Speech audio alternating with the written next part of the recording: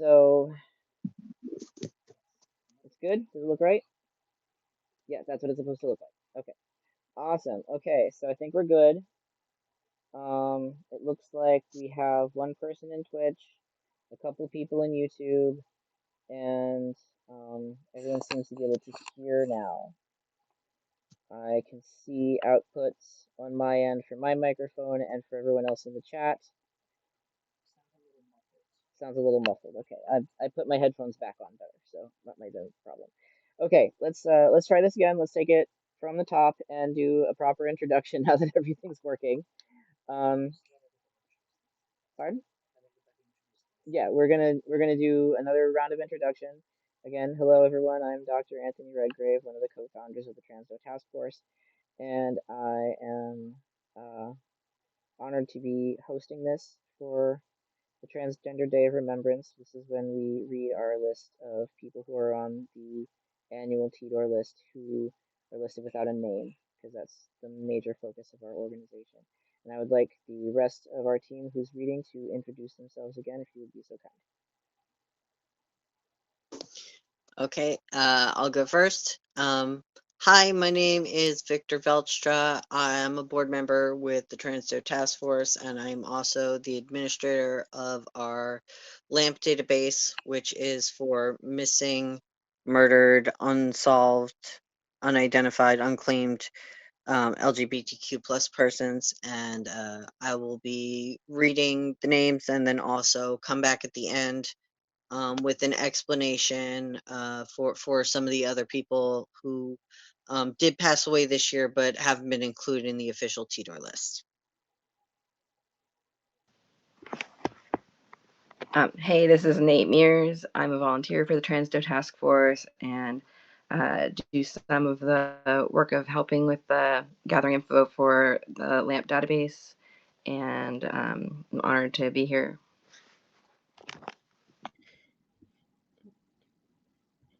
Hello, my name is Samantha Dunn, and I am a volunteer with the Transdo Task Force, and I will be helping with reading the list of names this year of people who have unfortunately passed away.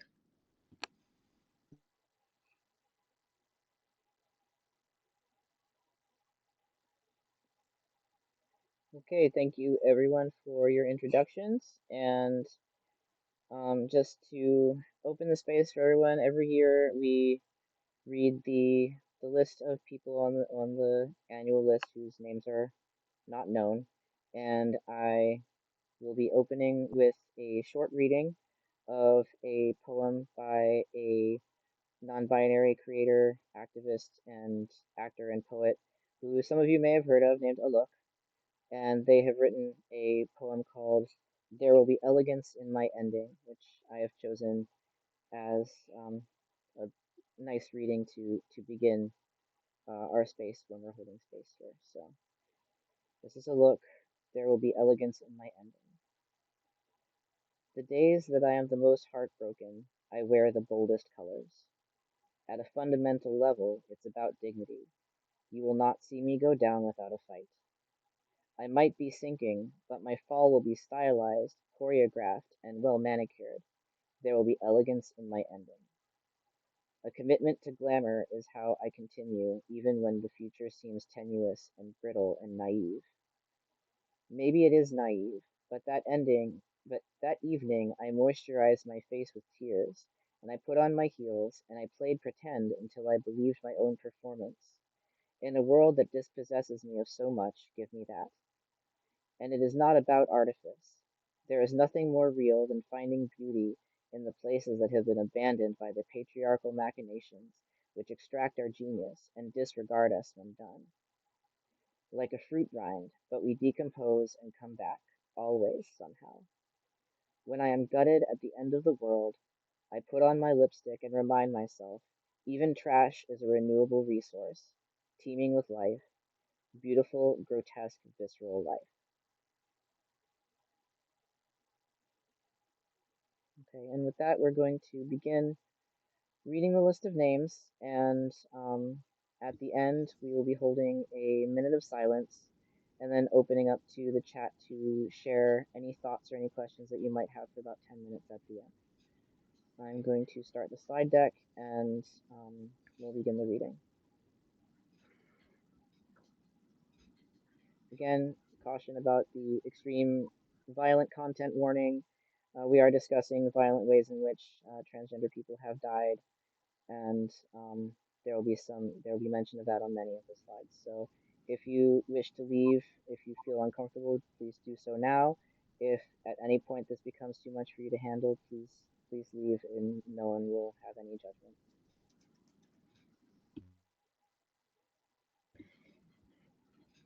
October 1st, 2023, Tamil Nadu, India, age unknown.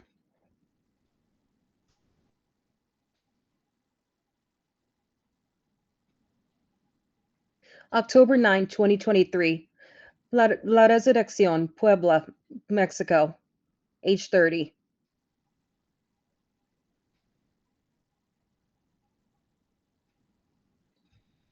October 15, 2023, Iguala, Mexico, age unknown.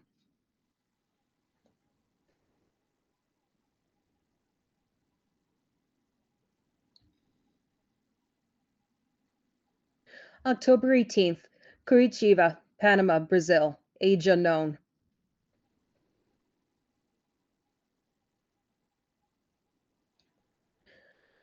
October 23rd, Cabo Frio, Rio de Janeiro, Brazil, age unknown.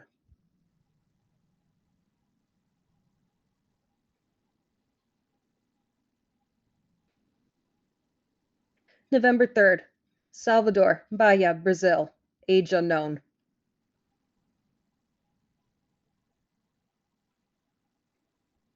November 5th, Merida, Yucatan, Mexico, age unknown. November 6th, Tijuana, Baja California, Mexico, age 35.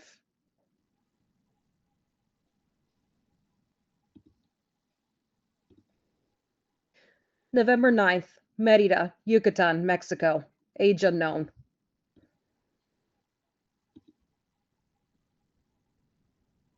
November 23rd, Leon, Guanajuato, Mexico, age unknown.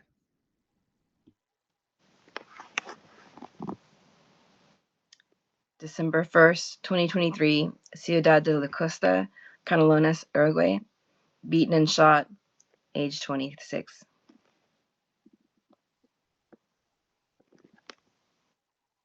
December 12th, 2023, Cuernavaca, Morelos, Mexico, shot, age unknown.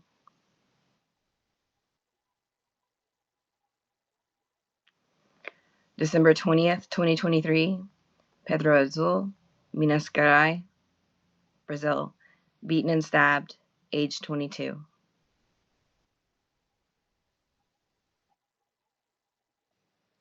December 25th, 2023, Tlaquepaque, Jalisco, Mexico, stabbed, age 25.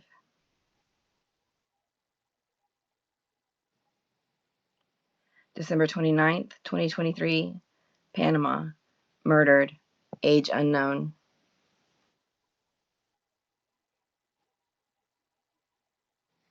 December 31st, 2023, Panama, murdered, age unknown.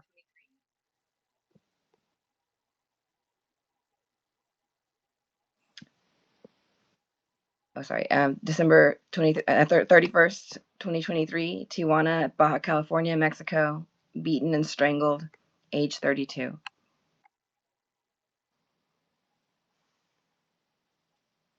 January 6th, 2024, Quetzalcoatlus, Veracruz, Mexico, shot, age unknown.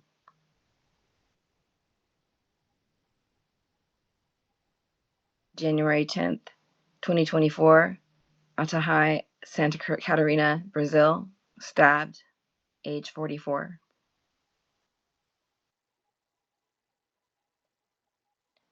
January 13th, 2024, Tlaquepaque, Jalisco, Mexico, shot, age unknown.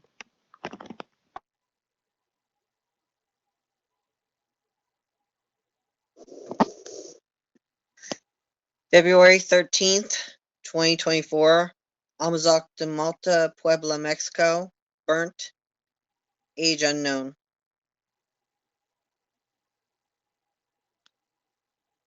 February 24th, 2024, Edmonton, Alberta, Canada, suicide, age 37.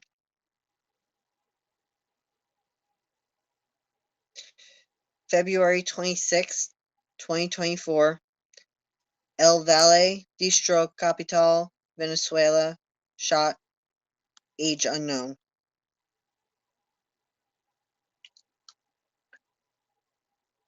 February 28th, 2024, Ciudad de Mexico, Mexico, decapitated, age unknown.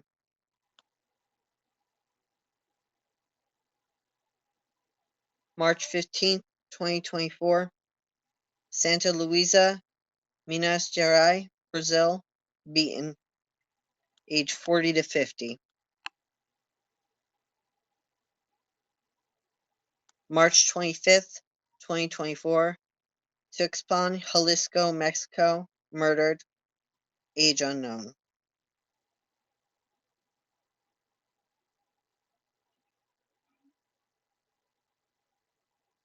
March 26th, 2024, Colima, Mexico, shot, age unknown.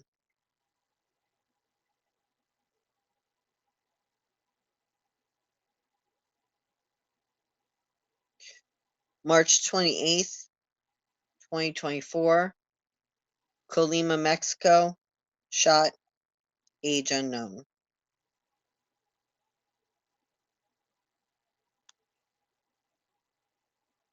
March 29th, 2024, Vila Veja, Espírito Santo, Brazil, shot, age 50.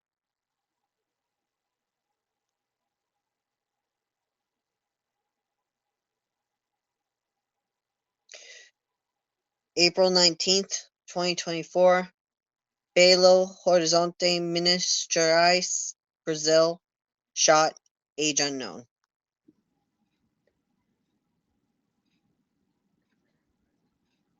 May 5th, Sobral, Brazil, shot, age unknown.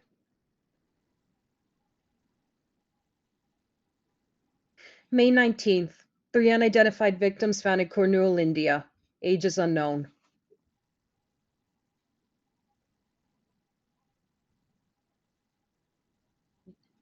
May 20th, Ji-Parana, Rondônia, Brazil, stabbed, age unknown.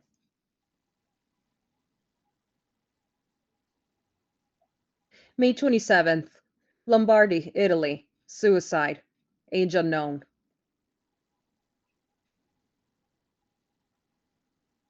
May 28th, Aguascalientes, Mexico, beaten, age 41 to 50.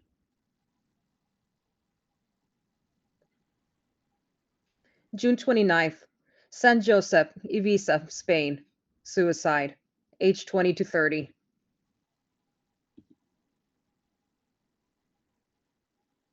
July 10th, Ciudad de Mexico, age unknown.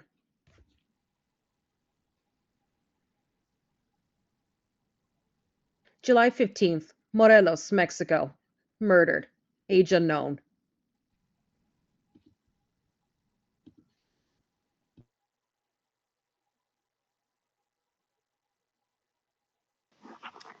July 22nd, 2024, ME Syria, murdered, age unknown. July 27th, 2024, Guadalupe, Nuevo Leon, Mexico, strangled, age unknown.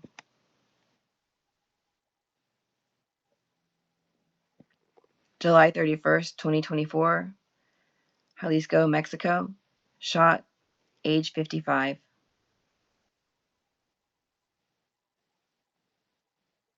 August 16th, 2024, La Vega, Dominican Republic, age 20. August 20th, 2024, Acapulco, Guerrero, Mexico, shot, age unknown.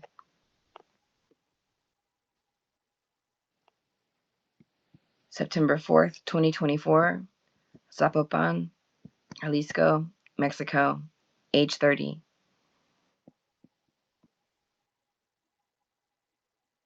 September 9th, 2024, Belo Horizonte, Minas Gerais, Brazil, age 41. September 30th, 2024, Burkina Faso, tortured, age unknown.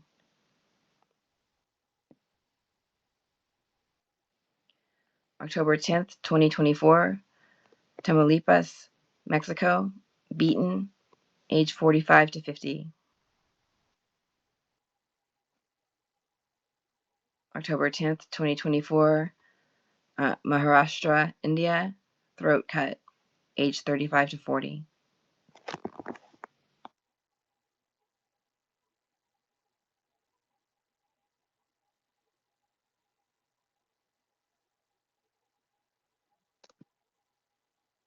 Um, now there are some people that were not included in the official list. One specifically that we'd like to make a statement about is there was a trans person who drowned along with their family during Hurricane Helene. Um, they were not out, and out of respect, we are not naming them, but we still honor their memory.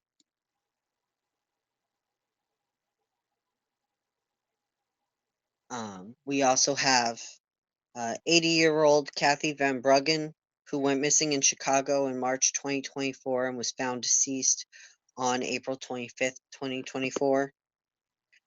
40-year-old Faye Morgana Barbone went missing in early March of 2024 from Williamstown, Massachusetts, and was found deceased on April 16th, 2024. And 31-year-old Claire Soleil, who died in an accident in Oregon on October 24th, 2023.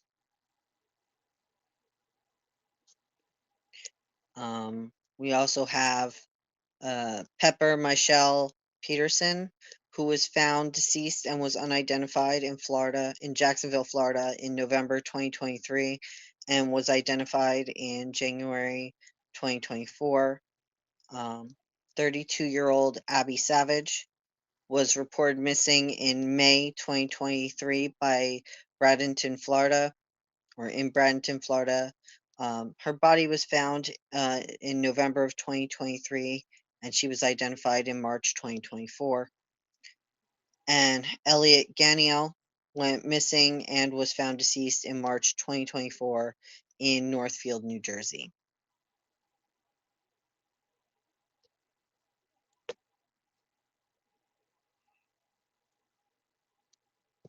Oh, Okay, that's the end of our list for this year, and I would like us all to take a moment of silence for all these people who we've lost, who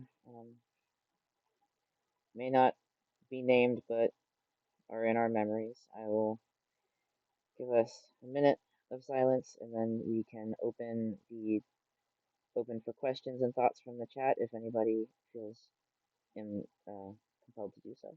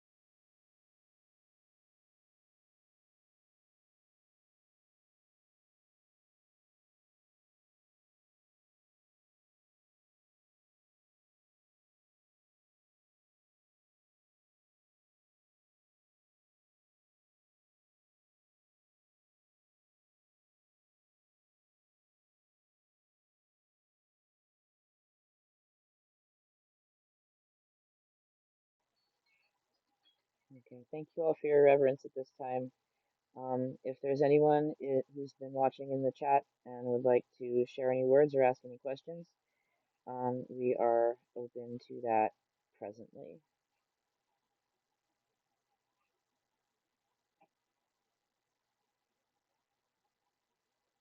And if no one has anything to share, we can spend a little time talking as well.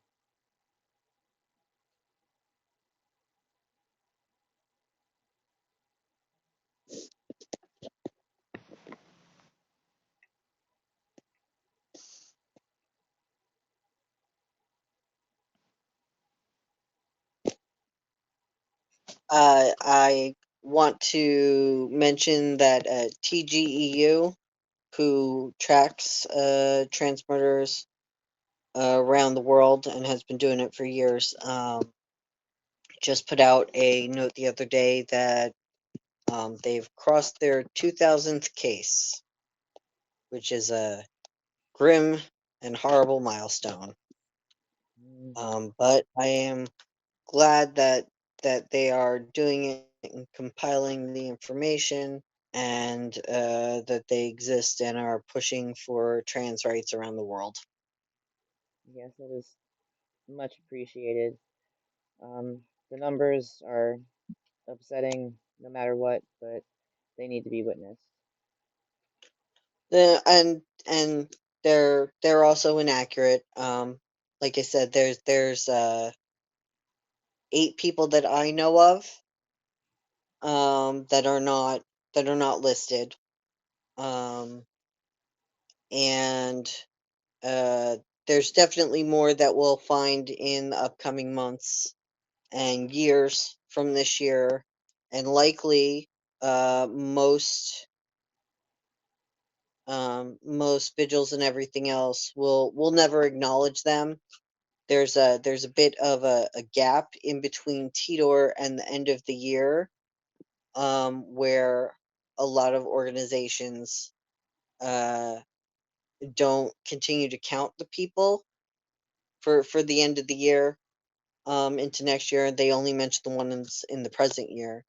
But because Tidor is in November, there's still a month and a half left, and unfortunately, we've already there's already 7 more victims that are listed on Anna Metcalf's Tidor list from the U.S.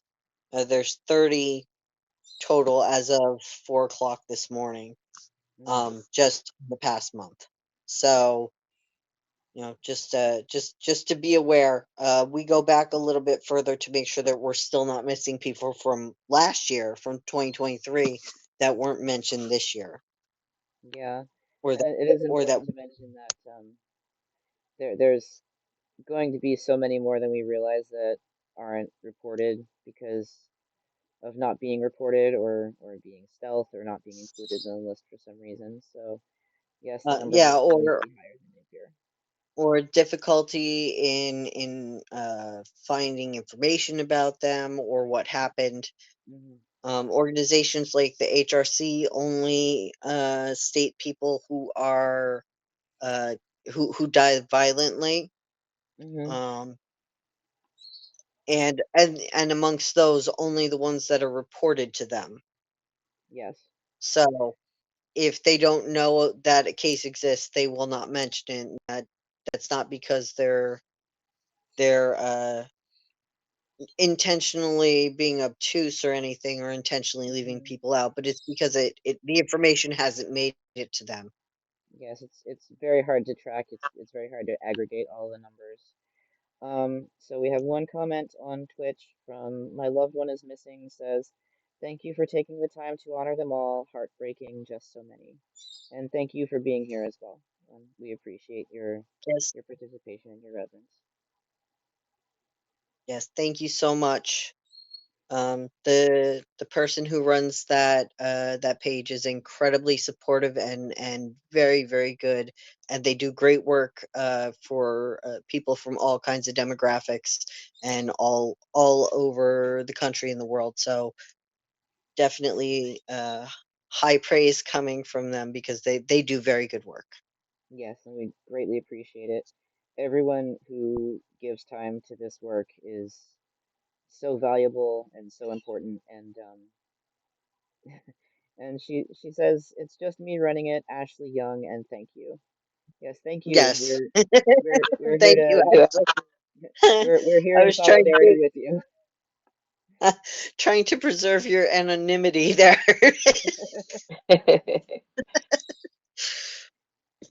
I Yeah, just so want to I just say, like, Mhm. I'm sorry. Oh, go ahead. Go Um, ahead. because we include the suicides. I just wanted to bring up that they have done statistical analysis that's showing that suicides are on the rise amongst trans people in the Yes. current climate, and to just uh, oh, I personally just really hope that as much of us stick around as can manage to, because I just hate losing us to bigotry, and we need each other, and I just love my community, and I want us to stick around. Absolutely. I agree with that.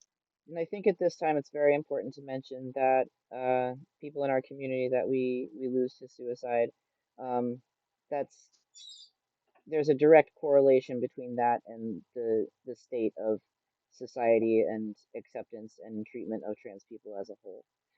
Um, so we definitely include those who have lost their lives in that way as members of our community that we have lost due to bias and hate. Um, I'd also like to mention that the drag scene and the pageant girls have lost a lot of people over the past year. Hmm. And some of them will be included on the list and some won't. Most of them are pretty young and dying from health complications. Um, even the ones that are older, are passing away from health complications at what looks to be like a higher rate than people who have not had to go through those same things. Especially in communities like Chicago and Texas and Atlanta and Detroit. Even over here in New York, there are elders who are struggling, who are sick from years of the lack of support, the lack of health care, having to really work their butts off to do something. And we're blessed to have had some of them for as long as we have, especially because some of them, have survived the AIDS crisis and everything else. Hmm. Um, but like on our list, we had 80-year old Kathy. Kathy started transitioning 6 years ago Mm. at the point when she went missing. Um, so in her 70s, and she looked fabulous. Um, I think it's important to just be aware that that making it to 80 is not a small accomplishment, but also a Absolutely. lot of us don't make it that long. Hmm. And obviously there's some racial components when it comes to the pageant girls and everything else, because they're less likely to be reported to white people, white media, white led organizations. They're less likely to have anybody outside of the ballroom scene acknowledge their passing or honor them in, so I think that we still definitely have some work to do there to try and fix the systemic problems, make sure that everybody in every community is respected and memorialized appropriately, but also to recognize that lack of health care also uh, contributes to these deaths, and is a kind of institutional violence that disproportionately affects poor people poor trans people, but especially poor Black trans people. Um, so yeah, Mm, I think that they should be included in these lists, even though I've seen arguments saying that they shouldn't be. My personal opinion is that if trans person dies, they're out, that we should put them on the list, and local organizations and national organizations can decide what they want to do with that information. absolutely. But if Um, if they don't have that information, then they won't have any choice of what they do with it. Absolutely. So what you're referring to is what you're referring to is the concept of systemic oppression and structural vulnerability. Structural Hmm. vulnerability being the systemic issues that lead to people in marginalized communities not being able to support themselves with adequate work, adequate health care, uh, housing, food, and just general lack of support. And these are things that absolutely contribute to the premature death of queer people, of people in any marginalized community, especially when they're intersectionally marginalized, and they're often turning to um, illegal or illicit means of survival because they have no way of getting gainful employment because of the systemic bias against them. And these aren't people who want to do these things. These are people, there's plenty of people who want to do these things, but when someone is forced into this position, it will absolutely negatively affect their health, their housing, their quality of life, and is absolutely just another form of uh, decimating our population. I, I, I also I also wanted to mention we did have somebody that was kind of taken off of the it was pre Tidor, but Dora Richter, they figured out they thought everyone thought she'd been killed by Nazis in 1933, and they've found records that she actually survived, and I think she became like a lace maker and lived a long life. So that was like a really positive discovery this year. Yes, I was happy to hear that as well. She was one of the first patients of Magnus Hirschfeld's Institute, which was a very important pre-World War II organization that was uh, completely destroyed by the Nazis during World War II. Our community has suffered greatly. We were set back decades when all of that research was lost and destroyed. People are still finding some of his work to this day, like pieces of his old films, pieces of his writing. And there's actually the Hirschfeld Institute where a lot of these things are being preserved, and you can go find them online to look at them. And Dorcha was one of his actually a housekeeper in the institute, and she was well loved and well taken care of. And I was so very happy to find that she continued to survive.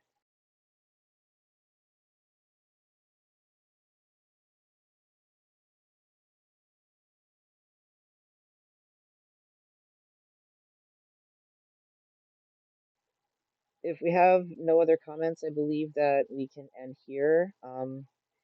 And I thank everyone for dropping in to the chat, even if you don't share words with us. The fact that you're here is very important to us, and for this particular population to be witnessed to is absolutely why we're here. And everyone deserves to be memorialized, even if we don't know their names. And hopefully one day we will. And with that, I will say goodnight to everyone and uh, do something to take care of yourselves tonight. Thanks, y'all. Thank you so much. Good night. Good night. Thank you, everyone. Good night.